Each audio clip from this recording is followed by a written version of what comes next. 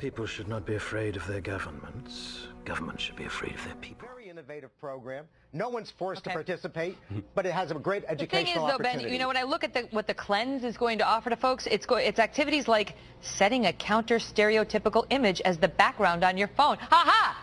That's it. That's it. Then you're no longer racist if you just put a person of another race as your background on your iPhone. And then there's consuming media that helps build empathy for people of other races. So no more All in the Family for anybody who fails their cleanse test.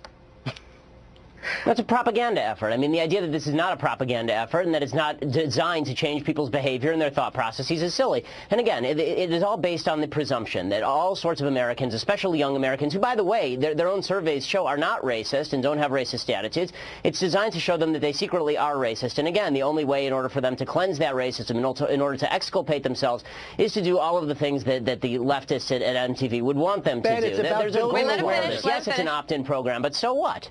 Ben, it's about building awareness. The Anti-Defamation League is not a leftist organization, and I think it's really unfair for you to characterize them as such. They've been pioneers in fighting anti-Semitism. Care? What do you make of their participation? The point I'm making is simply that the idea of building awareness, helping young people confront bigotry so they can respond peacefully and logically when they face it, helping them become more sensitive to other people's needs, especially... Okay, but let me ask you this, Robert. Let me ask you, because one of the questions in there, you know, you saw we're all biased, we're all by this, we're bipartisan. Do you think there's going to be a little detector to see if there's an anti-conservative bias in here for the young people and try to cleanse them of that so they can be more, quote, bipartisan? Megan, it's not about partisanship. It's not about conservative or liberal. They're the ones who inject partisanship into their PSA. No. In fact, the reality is the entire program, it really rises above the partisan rhetoric we're witnessing. And I think what's really important here is that if we don't to the voices of the 14 to 24-year-olds, we don't listen to the millennials and what they're saying, then we're tragically doomed to repeat the history of bigotry and prejudice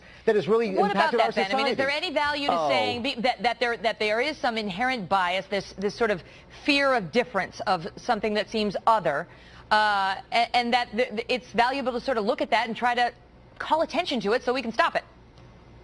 How about combating actual acts of racism? How about singling out racism and then actually doing something about it, as opposed to doing this kind of Marxist newspeak in which we go through everybody's hidden actions? You know, I'm sensing a real sort of underlying, I don't know, racial bias to this whole segment. Robert, I find you to be racially biased. I find you to be insensitive, bigoted, and misogynist based on everything that you've said. It may be hidden. Maybe I can't detect it, but we all know it's there. So perhaps you should go through this program. At the end of the program, you will feel free. You'll feel better about yourself.